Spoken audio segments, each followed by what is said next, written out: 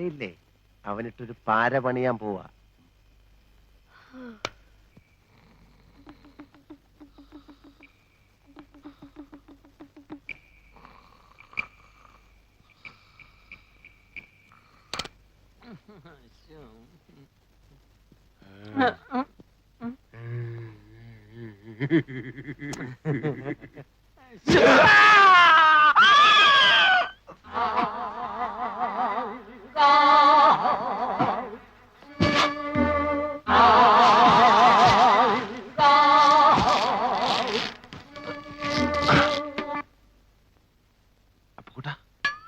കാഞ്ഞു പോയവൻ